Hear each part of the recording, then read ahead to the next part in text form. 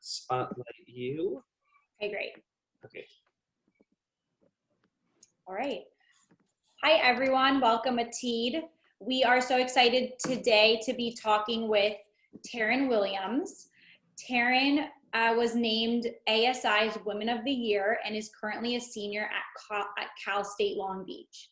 She will finish her honors thesis this fall, where she is developing a faculty development training to improve outcomes for formerly incarcerated students. We are so excited for Taryn to share her perspective with us today on how bias and judgment hold down the formerly incarcerated and others on the fringes of our society. She'll also share a bit about her personal journey, which we're very excited to hear. And with that, we'll turn it over to you, Taryn. Hi, how is everyone? Again, my name is Taryn. I'm not sure if I was supposed to say anything or if we're going to jump right into the questions. We can jump right into the questions. Okay. Okay, Taryn, thank you so much. Yeah, thank you for having me. So the first question is, in your recent TED Talk, you share your impressive accomplishments as a scholar. You also share that you were formerly incarcerated. How do these two identities coexist and play out in your everyday life? What role has Judaism played, if any?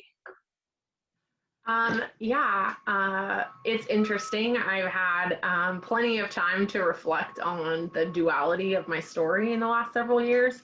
When I was 12, 13, 14 years old, I really showed a knack for academics.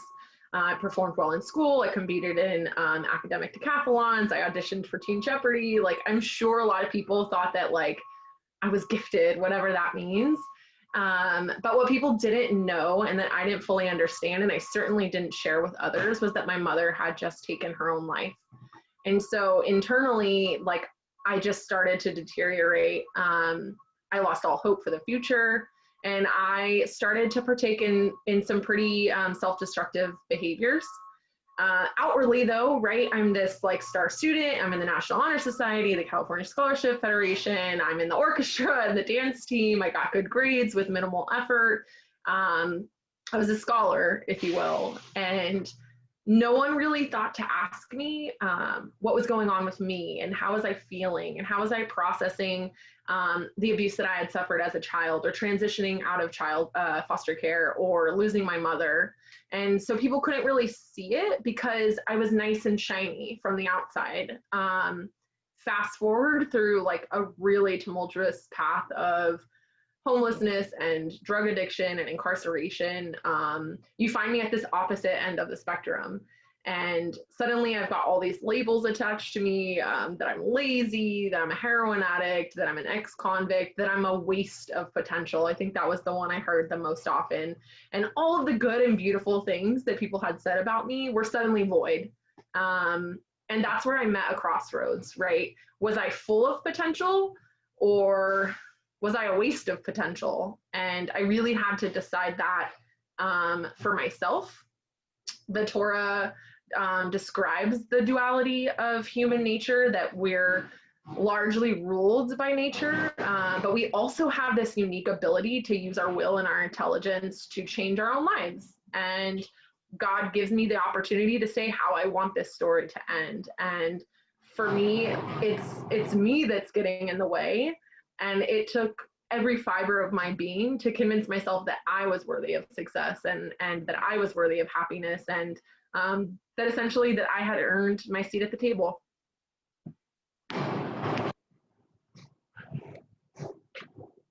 You were named ASI Women of the Year and are coming upon the completion of your honors thesis. Your thesis focuses on a faculty development training to improve outcomes for formerly incarcerated students. Where did your journey begin, and how has your personal story inspired your impactful work?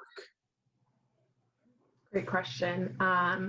So when I got to this place where I couldn't possibly dig a deeper hole, for me, there's no bottom lower than California State Prison. I crossed paths with this correctional officer who loaned me a book called The Lucifer Effect.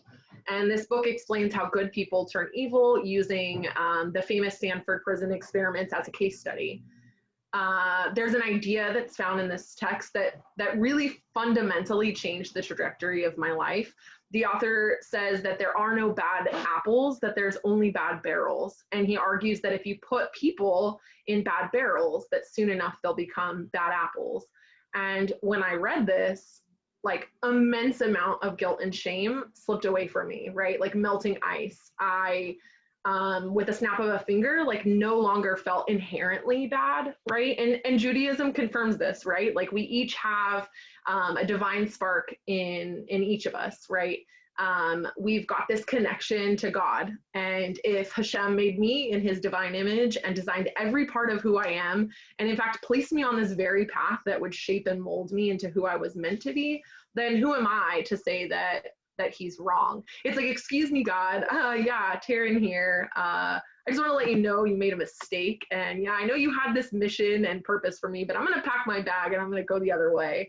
For a hard-headed intellectual like me, it took reading the words of a scientist to realize that my potential and my purpose was to convince others that they weren't bad apples, and to have the courage to tackle the barrels head on. And you know, we have this enormous system in place that holds people down and prevents them from reaching their full potential. And I really want to shine a light on those barriers that we face, particularly in academic and professional spaces.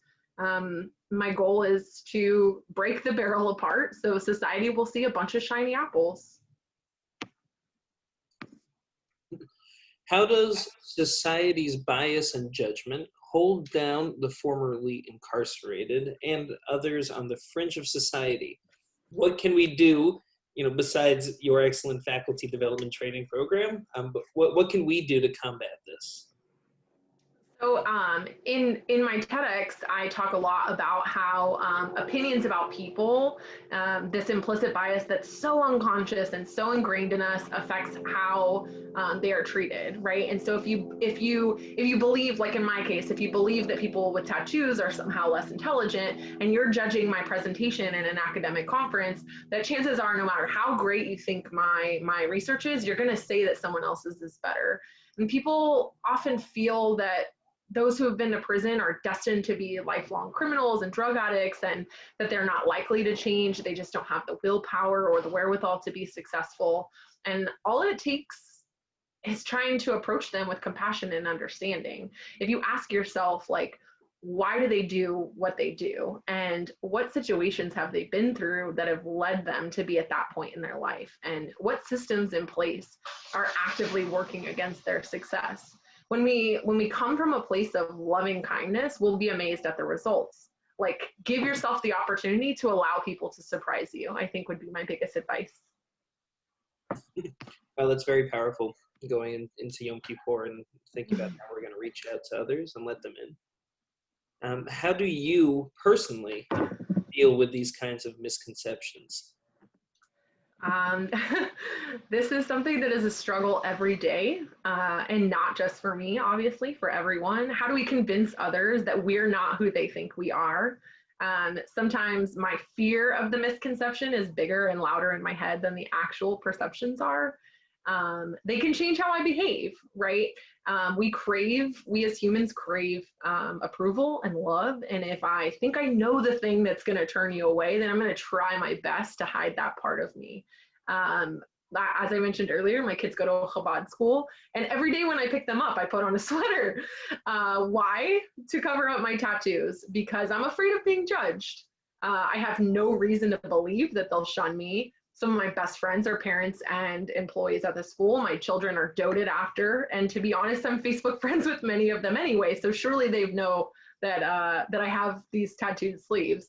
I need to face those perceived misconceptions the same way that I handle real ones. I need to be transparent and authentic. And if I have good intentions and I know that I am doing the right thing, it becomes easy to knock away the naysayers because I know my truth. What are the greatest obstacles for forgiving oneself? Oh man, I think our biggest obstacle to real forgiveness is ourselves, for sure.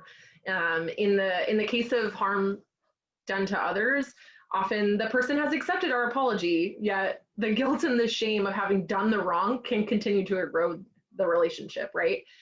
When it comes down to harm done to ourselves, we must be willing to let go and move forward just the same. I don't have the luxury of carrying on that type of burden, right? If I want to have a meaningful and happy life, none of us have that luxury. Like, we have to just be willing to say the mistake has been made, the reparations have been made, I must carry on so that it doesn't continue to destroy the rest of your life or your relationships. And how do we move on? I think we need to give ourselves a little bit more credit and grace. It's so much work to be a human. We have to know that we're not so far off the path that we're incapable of redemption. I think it's important to acknowledge that growth and change almost always require us to make mistakes. We're not going to be perfect at it. So each time that we choose not to be angry, not to be disappointed in ourselves or our peers, not to allow guilt and shame to rule our lives. And in addition, each time that we choose to do just one more mitzvah, we're tipping the scales in our favor. And if we can see the positive and we can find hope in all of our encounters, it makes it much easier to move on. You just really need to focus on what matters and let go of what's not serving you. And going into Yom Kippur, we have one more question, which is, how does somebody properly atone? Well, going into Yom Kippur, I think going into fasting, it's important to give up caffeine a couple days before. I've made that mistake far too many times. The caffeine withdrawal is pretty bad. But I think the first step is in atonement is to really understand that you've hurt someone, right? If we can't see it, if we can't feel it, if we don't know it, there's really no point in continuing. We're so busy and impatient with life that we step all over people without considering what impact we've had on their lives. And I have to know that I've created that harm, right? Over time, I've come to realize that it's not enough to just realize that you've made the mistake and apologize for it. It's a huge part of it, right? It's an important component, but it's just not enough.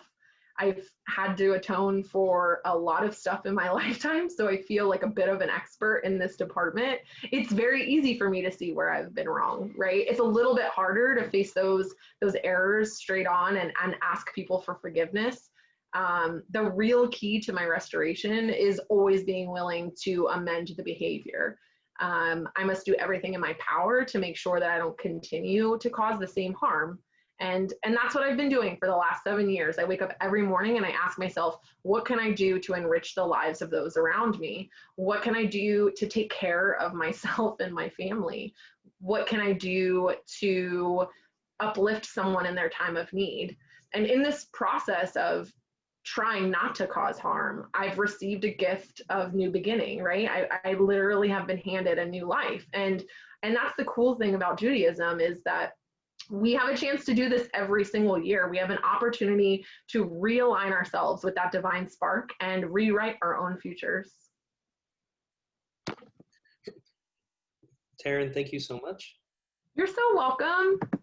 Is there anything else you want to add? Any last bits of advice, little nuggets of wisdom to share with our community?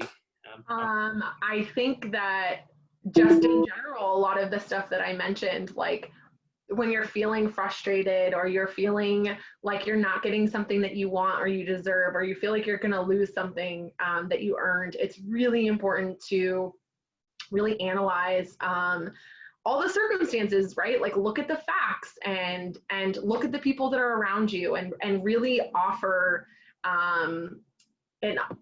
that compassion and love to the people around you. And I think for sure, like, it's really easy to fall into resentment, right? Like, when we feel as though someone has slighted us, it makes it much more difficult to ask for forgiveness for our wrongs, right? Because we often feel very justified in our anger and our resentment. And so if you can allow yourself the opportunity to let go of that, you're going to definitely find more joy in your encounters with people around you.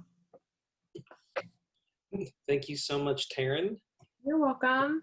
And so I want to invite everybody, if you want to hear more, you can find Taryn's TED Talk online, and any other plugs you want to put in as far as other ways we can.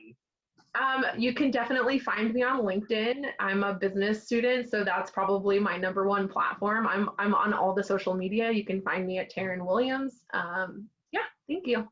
Thank you so much, Taryn. Have a good day. You too.